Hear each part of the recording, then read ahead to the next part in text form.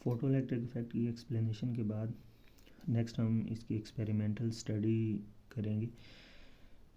अब कंडीशन को मैं रिकॉल कर देता हूँ। कंडीशन हमने क्या पढ़ी थी? कंडीशन हमारे पास फ़ोटो इलेक्ट्रिक इफ़ेक्ट की पहले ये थी कि जो आप फ़ोटोन इंसिडेंट करेंगे उस फोटोन की energy must be greater than और इक्वल टू क्या होनी चाहिए? वर्क फंक्शन ऑफ मेटल, जिसमें से इलेक्ट्रॉन्स इमिट होने हैं। वर्क फंक्शन क्या था? वो मिनिमम अमाउंट ऑफ एनर्जी जो किसी भी मेटल में से इलेक्ट्रॉन को रिमूव करवाती है। फिर इसके बाद हमने कहा था कि frequency of light must be greater than और इक्वल टू क्या होनी चाहिए? थ्रेशोल्ड फ्रीक्वेंसी होनी चाहिए।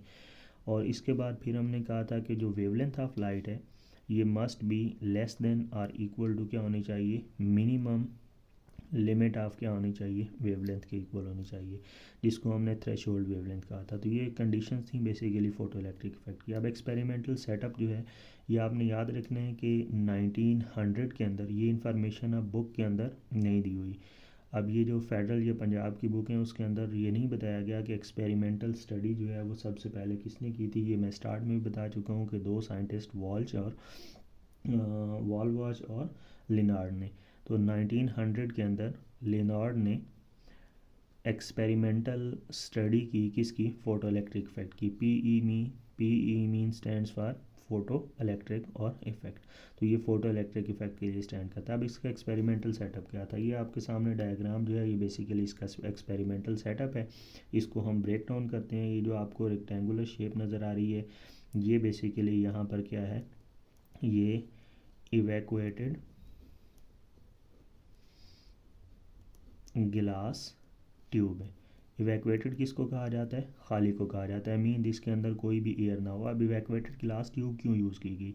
क्योंकि एक्सपेरिमेंटल सेटअप की एक्यूरेसी के लिए हमें चाहिए कि यहाँ पर इस ट्यूब के अंदर कोई भी एयर पार्टिकल मौजूद ना हो, क्योंकि जब इलेक्ट्रॉन्स निकलेंगे तो हमें फ़ोटो इलेक्ट्रिक करंट को डिटेक्ट करना है किसके ज़रिए? एमीटर के ज़रिए। अब ये जो माइक्रो एमीटर लगा हुआ है ये फ़ोटो इलेक्ट्रिक करंट को क्या करेगा? मेजर करेगा। अब अगर फ़ोटो इलेक्ट्रिक करंट क्या है? इलेक्ट्रॉन्स की मूवमेंट। जब इलेक्ट्रॉन मूव करेंगे तो अगर लेट्स सपोज कि ये ग्लास ट्यूब इवैक्यूएटेड ना हो, इसमें एयर पार्टिकल्स आ जाएँ, तो जब इलेक्ट्रॉन्स एक टर्मिनल से दूसरे टर्मिनल तक मूव कर रहे होंगे तो एयर पार्टिकल के साथ वो स्ट्राइक करके अपनी डायरेक्शन क्या करेंगे? चेंज करेंगे, जिसकी वजह से एक्सपेरिमेंट जो है उसके अंदर एक्यूरेसी मिनिमाइज़ हो जाएगी। तो हमें एक्यूरेसी मैक्सिमम करने के लिए गिलास ट्यूब को क्या करना पड़ा? इवैक्यूएट, ताकि electrons without suffering any collision with air particles और एनी अदर थिंग वो एक टर्मिनल से दूसरे टर्मिनल तक क्या कर सकें? मूव कर सकें। इसके बाद ये हमारे पास जो है वो लेफ़्ट साइड के ऊपर जो आपको ये टर्मिनल नज़र आ रहा है इसको हम कैथोड कहते हैं, और ये जो राइट साइड पे आपको टर्मिनल नज़र आ रहा है इसको हम एनोड कहते हैं। कैथोड को बैटरी के नेगेटिव टर्मिनल के साथ कनेक्ट किया गया और एनोड को माइक्रोमीटर की हेल्प से बैटरी के पॉजिटिव टर्मिनल के साथ कनेक्ट किया गया।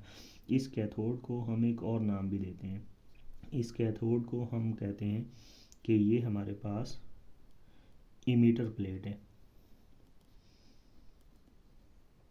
इमीटर प्लेट का मतलब इसने इलेक्ट्रॉन्स को एमिट करना है। और ये जो हमारे पास ए है एनोड, इसको हम बेसिकली कहते हैं कि ये हमारे पास कलेक्टर प्लेट है। इसने इलेक्ट्रॉन्स को क्या करना है? कलेक्ट करना है। अब जब हम इसके ऊपर यहाँ से एक सूटेबल फ्रीक्वेंसी की रेडिएशंस या सूटेबल फ्रीक्वेंसी की लाइट को क्या करेंगे? फॉल करेंगे। अब ये यहाँ पर मैं मेंशन भी कर देता हूँ कि when light of suitable frequency falls on the metal surface. अब ये जो सी है ये हमारे पास क्या है? मेटल सरफेस है। और एक बात आपने याद रखनी है कि ये जो यहाँ पर सरफेस होगी ये सरफेस हमारे पास क्या होनी चाहिए? ये फ़ोटो इमिसिव होनी चाहिए। मतलब कि जब इसमें से इसके ऊपर लाइट फॉल करे तो ये इलेक्ट्रॉन्स को इमिट कर सके। तो ये जो मेटल सरफेस है ये हमारे पास क्या होनी चाहिए? फ़ोटो इमिसिव मेटल होनी चाहिए। मतलब ये लाइट फॉल करने पर इलेक्ट्रॉन को क्या कर सके? यहाँ से इमिट कर सके। तो ये कंडीशंस हैं। इसके बाद क्या होगा कि जब light of suitable frequency fall होगी तो light of suitable frequency fall होने पर इस मेटल सरफेस में से इलेक्ट्रॉन्स क्या होंगे? इजेक्ट होंगे। अब ये जो इलेक्ट्रॉन्स होंगे ये यहाँ से जैसे ही इजेक्ट होंगे, अब कैथोड के हमने कनेक्ट किया हुआ है नेगेटिव टर्मिनल के साथ और एनोड को हमने किसके साथ कनेक्ट किया हुआ है? पॉजिटिव टर्मिनल के साथ। अब ये जब नेगेटिव इन इलेक्ट्रॉन्स को रिपेल करेगा और ये पॉजिटिव इनको क्या करेगा, इलेक्ट्रॉन्स, तो all the electrons moving from low potential towards high potential. अब ये हम लो से हाई के वर्ड में क्यों यूज़ कर रहा हूँ, क्योंकि आप प्रीवियस चैप्टर्स के अंदर पढ़ कर आए हैं कि इलेक्ट्रॉन्स हमेशा इलेक्ट्रिक फील्ड के अंदर लो पोटेंशियल से किसकी तरफ मूव करता है, हाई पोटेंशियल की तरफ। तो ये बेसिकली हमने ये जो बैटरी लगाई हुई है ये बेसिकली एक एक्सेलरेटिंग पोटेंशियल दे रही है इलेक्ट्रॉन्स को, ताकि वो एक टर्मिनल से किसकी तरफ मूव करें, दूसरे टर्मिनल की तरफ। अब जब ये इलेक्ट्रॉन्स यहाँ पर अट्रैक्शन की वजह से मूव करेंगे तो ये इलेक्ट्रॉन्स जो हैं ये लो पोटेंशियल से किसकी तरफ मूव करेंगे, हाई पोटेंशियल की तरफ। अब ये जो इलेक्ट्रॉन्स हैं इन इलेक्ट्रॉन्स को हम नाम देते हैं कि these electrons are known as photo electrons. और जब ये इलेक्ट्रॉन्स एमीटर पर कलेक्ट होंगे तो इलेक्ट्रॉन्स की मोशन की वजह से क्या होगा, करंट प्रोड्यूस होगा, और that current is detected by micro ammeter, और this current will be known as photo electric current, जिसको हम किसका नाम देते हैं, आईपी का। और अगर एमीटर की नीडल पहले यहाँ पर थी तो जैसे ही ये इलेक्ट्रॉन डिटेक्ट होंगे तो ये नीडल यहाँ पर चली जाएगी। अब ये जो हमने वोल्ट मीटर लगाया हुआ है इसका क्या काम है, इस वोल्ट मीटर का काम ये है कि इसने कैथोड और एनोड के दरमियान एक्सेलरेटिंग पोटेंशियल को क्या करना है, मेजर करना है। वो पोटेंशियल जो इलेक्ट्रॉन्स को कैथोड से कहाँ पर मूव करवा के ला रहा है, एनोड तक मूव करवा के ला रहा है। अब ये हमारे पास एक्सपेरिमेंटल सेटअप है। जैसे ही light of suitable frequency fall होगी, इस फ्रीक्वेंसी, अब ये जो फ्रीक्वेंसी है ये मस्ट बी ग्रेटर देन होनी चाहिए किससे, थ्रेशोल्ड फ्रीक्वेंसी से। तो ये इलेक्ट्रॉन्स को इतनी एनर्जी प्रोवाइड कर देगी कि वो इस मेटल सरफेस में से क्या हूँ, बाहर रिजेक्ट आउट हूँ। और जब वो मेटल सरफेस में से बाहर रिजेक्ट होंगे तो ये जो कैथोड और एनोड के दरमियान हमने एक्सेलरेटिंग पोटेंशियल लगाया हुआ है, इसकी वजह से इलेक्ट्रॉन कैथोड से किसकी तरफ मूव करेंगे, इलेक्ट्रॉन की तरफ, एनोड की तरफ। और इन इलेक्ट्रॉन्स की मूवमेंट की वजह से क्या चीज़ प्रोड्यूस होगी, फोटो इलेक्ट्रिक करंट, जिसको मैंने IP से शो कर दिया है। अब इस बैटरी के ऊपर आपको ये एरो का साइन नज़र आ रहा होगा। जब भी बैटरी के ऊपर एरो का साइन नज़र आए तो इट मीन्स कि this battery is of variable potential difference. आप इस बैटरी का पोटेंशियल अपनी मर्ज़ी से क्या कर सकते हैं, एडजस्ट कर सकते हैं। तो ये बैटरी जो है ये वेरिएबल पोटेंशियल डिफरेंस की है। आप इसकी वैल्यू 0 से मैक्सिमम लिमिट के दरमियान कोई भी वैल्यू जो है वो डिसाइड कर सकते हैं। तो ये तो था इसका एक्सपेरिमेंटल सेटअप। अब अगर हम लाइट को कट ऑफ कर दें, तो लाइट को जब हम कट ऑफ करेंगे तो अब मुझे बताएं कि ये जो इलेक्ट्रॉन्स इमिट हो रहे थे ये किसकी वजह से हो रहे थे, लाइट की वजह से हो रहे थे। तो जब आप लाइट को ही कट ऑफ कर देंगे तो क्या इलेक्ट्रॉन इजेक्ट होंगे, इलेक्ट्रॉन इजेक्ट नहीं होंगे। जब इलेक्ट्रॉन इजेक्ट नहीं होंगे तो क्या यहाँ पर एनोड पर कोई इलेक्ट्रॉन आएगा, और जब इलेक्ट्रॉन एनोड पर पहुँचेगी नहीं तो फोटो इलेक्ट्रिक करंट क्या हो जाएगा, ज़ीरो हो जाएगा। तो इट मीन्स कि जब तक इलेक्ट्रॉन्स यहाँ से बाहर आ रहे हैं ये तभी पॉसिबल है जब light of suitable frequency falls on the photo emissive metal, कि जब ये लाइट ऑफ सूटेबल फ्रीक्वेंसी इस मेटल सरफेस के ऊपर फॉल होती रहेगी तब तक फ़ोटो इमिशन होगी। जैसे ही ये आप कट ऑफ करेंगे लाइट को, तो लाइट कट ऑफ होने पर कोई भी इलेक्ट्रॉन इजेक्ट नहीं होगा, और एम मीटर, ये जो माइक्रो एम मीटर है, इसकी रीडिंग दोबारा से क्या होगी, ज़ीरो पर आकर शो करेगी कि अब कोई भी फ़ोटो इलेक्ट्रिक करंट जो है वो प्रोड्यूस नहीं हो रहा। अब एक और इम्पॉर्टेंट बात देखें कि क्या यहाँ से निकलने वाली, मेटल सरफेस में से निकलने वाले सारे के सारे इलेक्ट्रॉन्स की वेलोसिटीज़ क्या होंगी। ठीक है, अब ये बहुत इंपॉर्टेंट शॉर्ट क्वेश्चन में पूछा जा सकता है। ये शॉर्ट क्वेश्चन में पूछा जाता है कि बताएं कि मेटल सरफेस में से इजेक्ट होने वाले फोटो इलेक्ट्रॉन्स की वेलोसिटीज़ या काइनेटिक एनर्जीज मैक्सिमम होती हैं। अब ये शॉर्ट क्वेश्चन एक बार एनुअल के अंदर कुछ इस तरह से आया था, do all photo electrons have maximum kinetic energy. बताएं कि क्या सारे के सारे इलेक्ट्रॉन्स जो मेटल की सरफेस में से बाहर आ रहे हैं, क्या सब की हमारे पास एनर्जी जो है, या वेलोसिटी की बात कर लें, क्योंकि काइनेटिक एनर्जी मोशन की वजह से होती है, काइनेटिक एनर्जी या वेलोसिटी एक ही बात है। ठीक, अब do all photo electrons have maximum kinetic, तो इसका आंसर सिंपली हमारे पास क्या है, नो। इस मेटल में से बाहर आने वाले सारे के सारे इलेक्ट्रॉन्स की एनर्जी एक जैसी नहीं होगी। कुछ ऐसे होंगे जो कि इलेक्ट्रॉन मेटल सरफेस में से बाहर आते हुए उसने इस एटम्स, मेटल के इनसाइड जो एटम्स होंगे उनके साथ कोलिजन की होगी। अब यहाँ पर देखें, लेट्स सपोज कि इलेक्ट्रॉन मूव कर रहा है, इस इलेक्ट्रॉन्स मेटल की सरफेस में से बाहर आ रहा है, मेटल के अंदर एटम्स भी तो होंगे। अब ये अगर इलेक्ट्रॉन्स इस एटम के साथ स्ट्राइक कर जाता है तो ये अपनी पार्शियल एनर्जी किसको ट्रांसफ़र कर देगा, एटम को।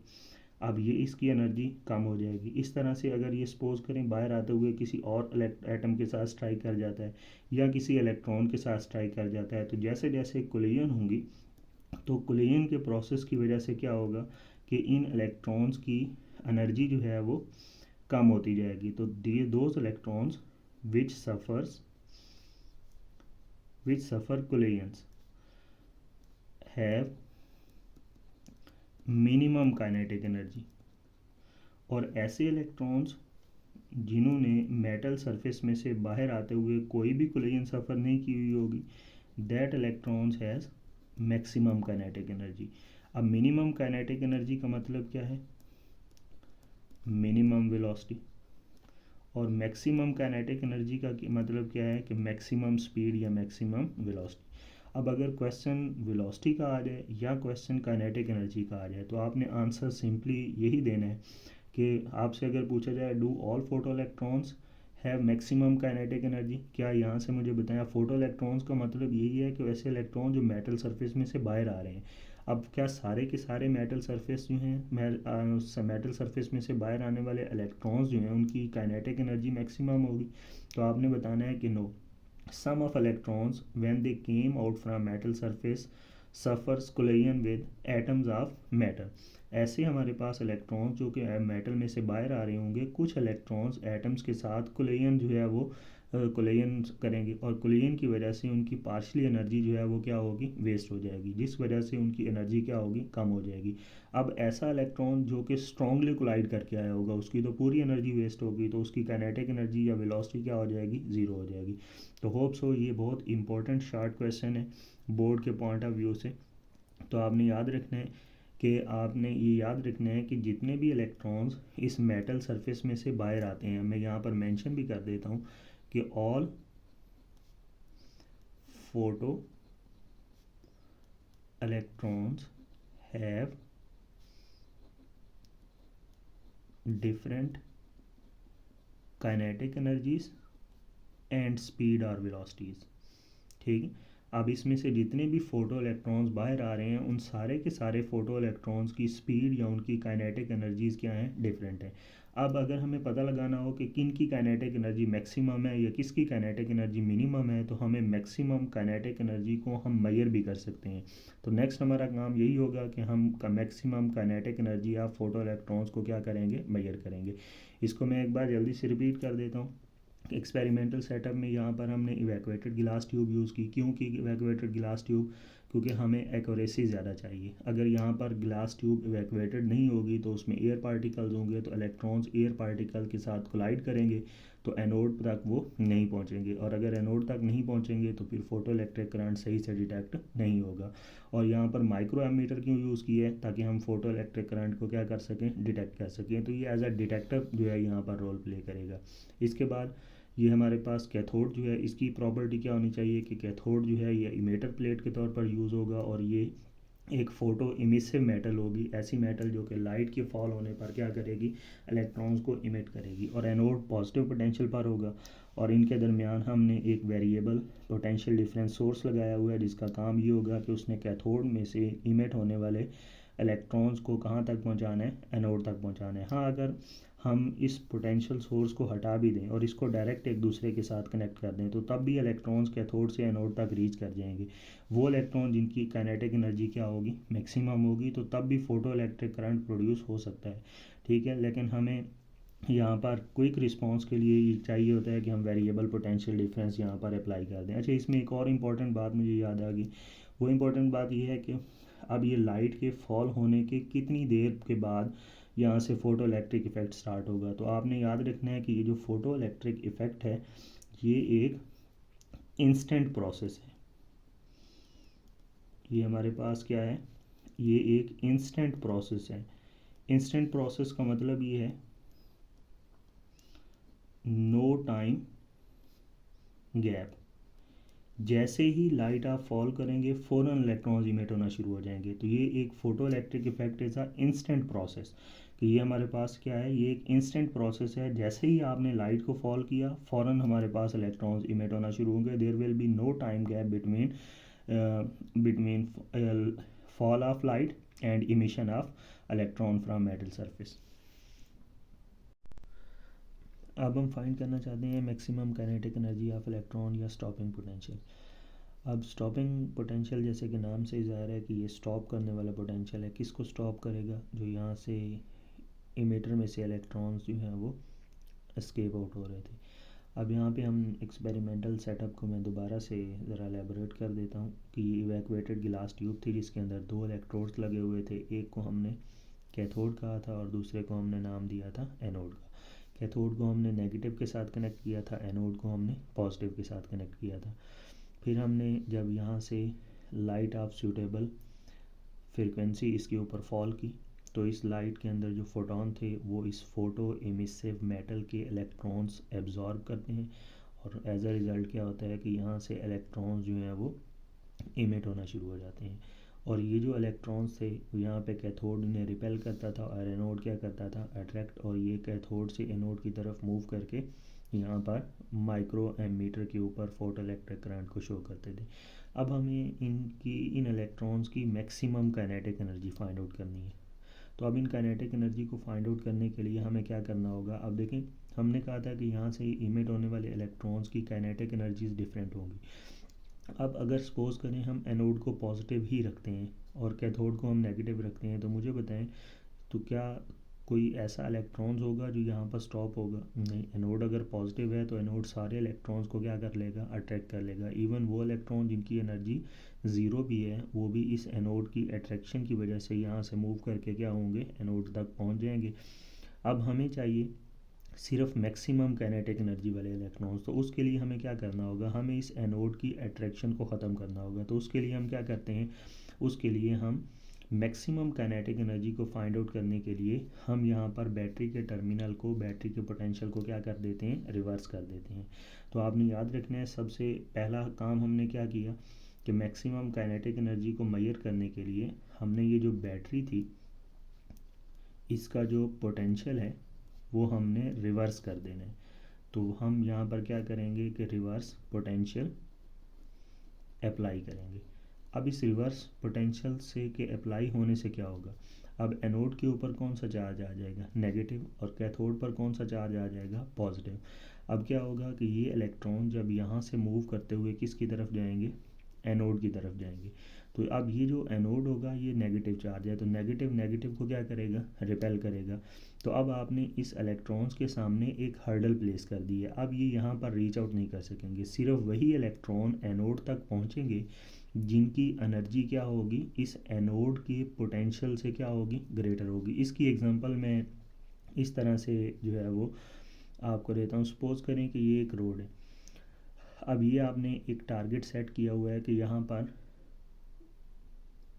पहुँचने वाले पर्सन को हम जो है वो लेट्स सपोज 1000 रुपीज़ हम इनाम देंगे। अब यहाँ से एक क्राउड जो है वो इस टारगेट की तरफ चलना शुरू करता है। उसमें बड़े भी हैं, बूढ़े भी हैं और नौजवान भी हैं, एथलीट्स भी हैं। तो आपने रोड बिल्कुल क्लियर रखा हुआ है तो सारे के सारे यहाँ तक पहुँच जाएंगे।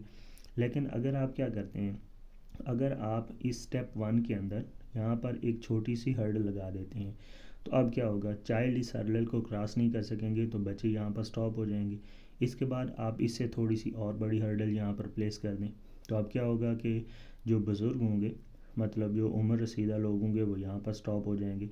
और इसी तरीके से अगर आप इसके सामने एक और बड़ी हर्डल प्लेस कर दें तो यहाँ पर क्या होगा कि जो एथलीट्स होंगे वो तो इस हर्डल को क्रॉस कर लेंगे, लेकिन जो एथलीट्स नहीं होंगे वो इस हर्डल को ईज़िली क्रॉस नहीं कर सकेंगे। इसके बाद लास्ट के ऊपर अगर आप सबसे बड़ी हर्डल को प्लेस कर दें, अब इस बड़ी हर्डल तक सिर्फ वही पहुंचेगा जिसका पोटेंशियल इन तीनों हर्डल को क्रॉस करने वाला है। तो इस तरह आपने क्या करना है कि अब आपको पता चल जाएगा कि सबसे अच्छा या सबसे ज़्यादा एनर्जी जो है वो किसके पास है, जो इन तीनों हर्डल को क्रॉस करके यहाँ तक पहुँचेगा। इवन टारगेट तक अचीव नहीं पहुँचा, सिर्फ यहाँ तक पहुँच गया। इसका मतलब क्या है कि उनका पोटेंशियल बाकी पीछे रह जाने वाले सब के पोटेंशियल से क्या है? ज़्यादा है। तो यही काम हम यहाँ पर करते हैं। हम क्या करते हैं कि जैसे ही हमने एनोड का पोटेंशियल नेगेटिव किया तो एनोड इन इलेक्ट्रॉन्स को क्या करेगा? रिपेल करेगा। अब सिर्फ वही इलेक्ट्रॉन्स इस एनोड तक रीच आउट करेंगे जिनकी एनर्जी या जिनका पोटेंशियल इस एनोड के रिपल्शन पोटेंशियल से क्या होगा, ज़्यादा होगा। अब हम क्या करेंगे, इस नेगेटिव पोटेंशियल को हम इंक्रीज़ करते जाएंगे। अब हमने क्या किया कि रिवर्स पोटेंशियल अप्लाई किया। रिवर्स पोटेंशियल के अप्लाई होने से क्या हुआ कि इसने फोटो इलेक्ट्रॉन्स को क्या किया, रिपेल किया। ठीक है, अब अगर हम इस रिवर्स पोटेंशियल को क्या करें, इंक्रीज़ करना शुरू कर दें, तो इंक्रीज़ करने से क्या होगा कि यहाँ पर जो रिपल्जन है वो भी इंक्रीज़ होगी, और रिपल्जन इंक्रीज़ होने से क्या होगा, बहुत कम इलेक्ट्रॉन्स ऐसे होंगे जो कि यहाँ पर रीच आउट करेंगे, और जब बहुत कम इलेक्ट्रॉन्स रीच आउट करेंगे तो इट मीन्स कि फिर फोटो इलेक्ट्रिक करंट जो है वो ऐसा ऐसा क्या होना शुरू हो जाएगा, डिक्रीज़ होना शुरू हो जाएगा। और अगर हम पोटेंशियल को क्या करें, रिवर्स पोटेंशियल को अगर हम फर्दर इंक्रीज़ करें, इतना इंक्रीज़ करें कि नो फोटो इलेक्ट्रॉन्स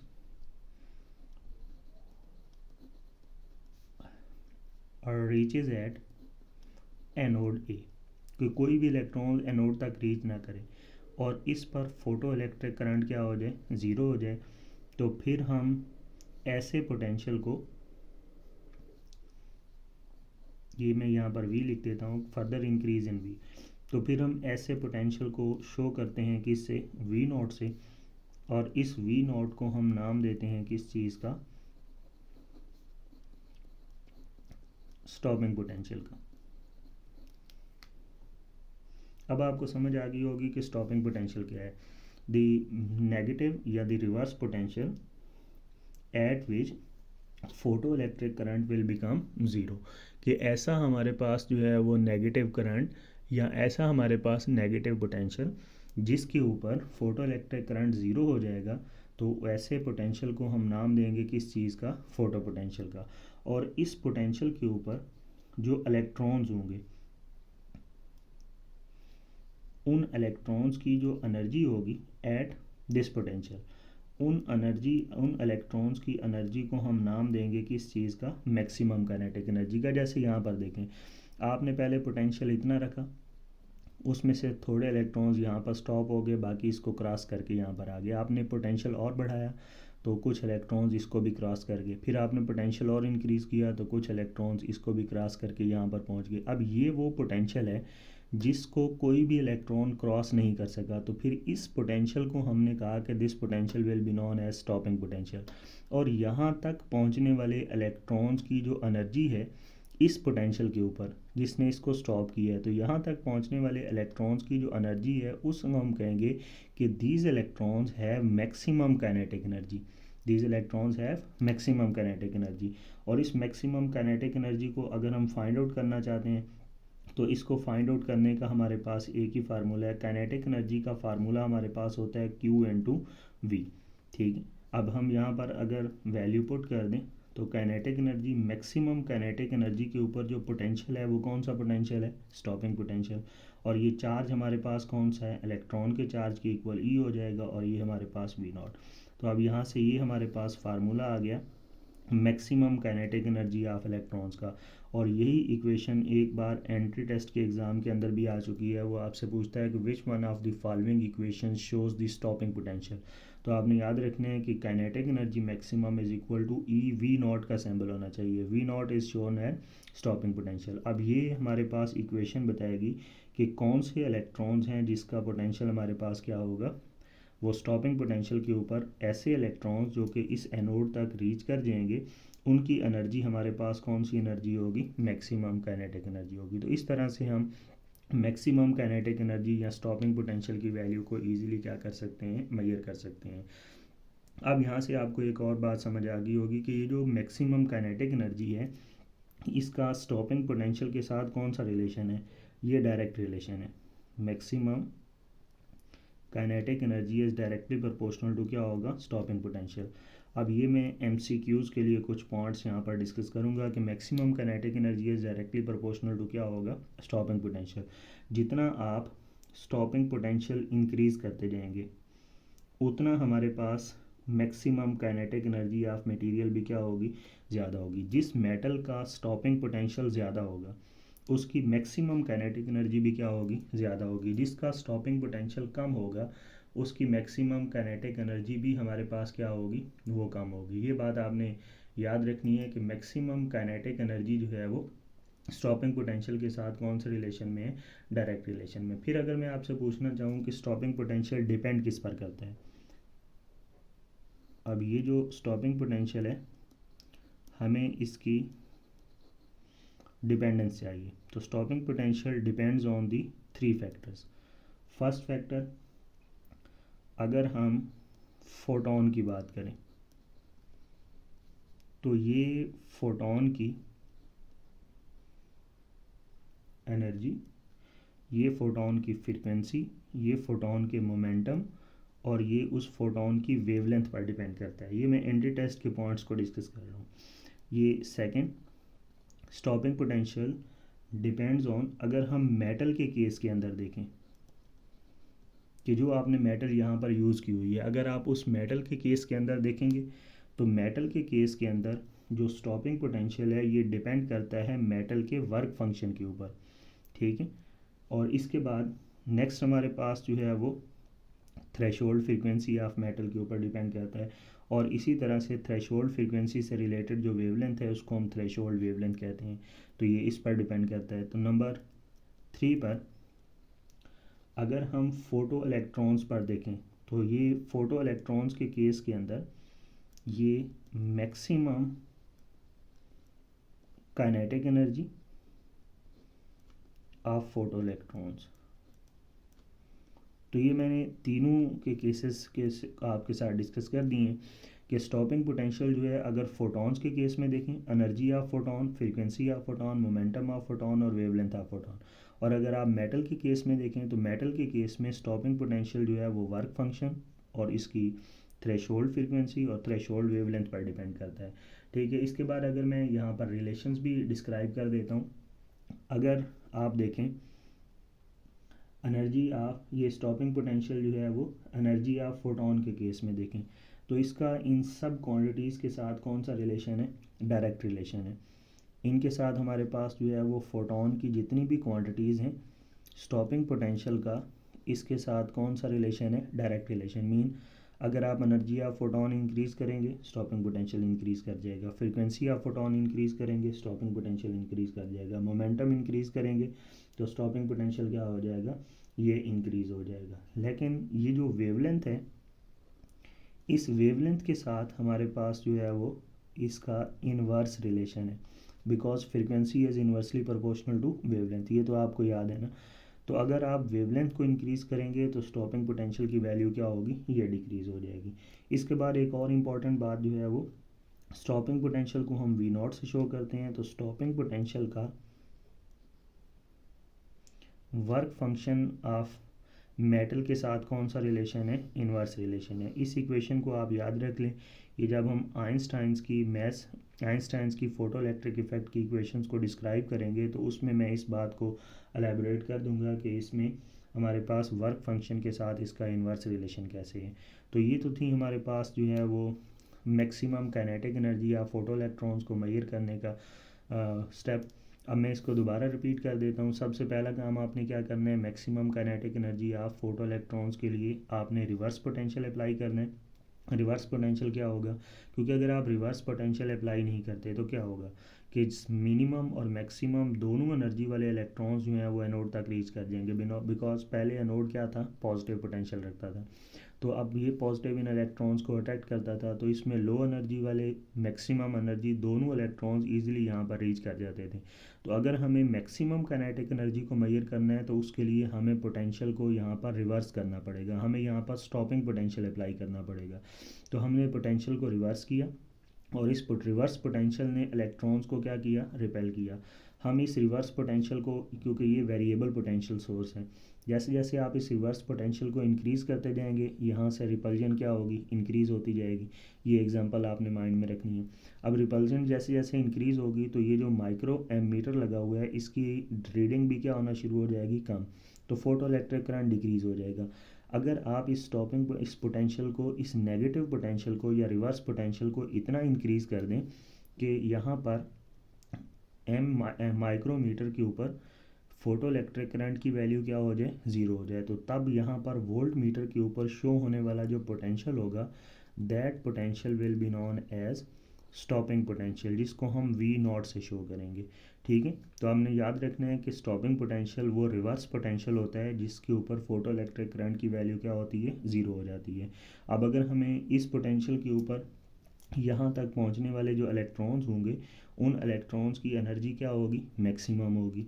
तो हमने यहाँ पर मैक्सिमम काइनेटिक एनर्जी का फार्मूला लगाया, ये फिज़िक्स के सेकेंड ईयर फिज़िक्स के चैप्टर नंबर 1 जो ओल्ड बुक थी उसके अंदर आपको ये इलेक्ट्रिक पोटेंशियल वाले टॉपिक के अंदर ये फार्मूला जो है वो मिल जाता था। ये इस फार्मूले को अगर आपको ये समझ नहीं आ रहा तो मैं 10th क्लास से के इलेक्ट्रिक पोटेंशियल से यहाँ से इसको ड्राइव कर देता हूँ। V is equal to, potential की डेफिनेशन क्या होती है, work done on unit positive charge in moving from one point to another point. अब Q को अगर आप इस साइड पर ले जाएं तो ये फार्मूला बन जाएगा W is equal to Q into V। अब आपने यहाँ पर जो पोटेंशियल पहले अप्लाई किया हुआ था, अब वो पोटेंशियल जो वर्क कर रहा था वो इस वर्क चार्ज को क्या करवा रहा था, मूव करवा रहा था, और चार्ज की मोशन की वजह से जो वर्क होता है उसको तो हम काइनेटिक एनर्जी कहते हैं। तो ये काइनेटिक एनर्जी इक्वल हो जाएगी किसके, QV के। अब अगर आप यहाँ पर पोटेंशियल को स्टॉपिंग पोटेंशियल कर दें तो इस पोटेंशियल के ऊपर जो काइनेटिक एनर्जी होगी वो क्या बन जाएगी, मैक्सिमम काइनेटिक एनर्जी बन जाएगी। अब यहाँ पर यही इक्वेशन हमने यहाँ पर यूज़ की है। अब मैक्सिमम काइनेटिक एनर्जी का स्टॉपिंग पोटेंशियल के साथ कौन सा रिलेशन है, डायरेक्ट। स्टॉपिंग पोटेंशियल जितना हाई होगा उतना मैक्सिमम काइनेटिक एनर्जी भी क्या होगी, ग्रेटर। और काइनेटिक एनर्जी जब हम बात करते हैं तो हम फिर स्पीड का भी जिक्र करते हैं। तो यहाँ पर स्पीड भी हमारे पास क्या होगी, मैक्सिमम। मैं इसके ऊपर कट का साइन लगा देता हूँ ताकि आपको याद रहे कि जिसके ऊपर कट का साइन लगा हुआ है ये स्पीड है। तो फिर स्पीड ऑफ इलेक्ट्रॉन का भी स्टॉपिंग पोटेंशियल के साथ कौन सा रिलेशन है, ये डायरेक्ट रिलेशन है। तो ये तो था हमारे पास स्टॉपिंग पोटेंशियल को मेजर करने का मेथड, जिसके थ्रू हम बता सकते हैं कि मेटल सरफेस में से जो इलेक्ट्रॉन्स बाहर आ रहे हैं, कौन से इलेक्ट्रॉन्स ऐसे हैं जिनके पास मैक्सिमम काइनेटिक एनर्जी है, वो हम इनडायरेक्टली किसके थ्रू मेजर कर सकते हैं, स्टॉपिंग पोटेंशियल के थ्रू मेजर कर सकते हैं।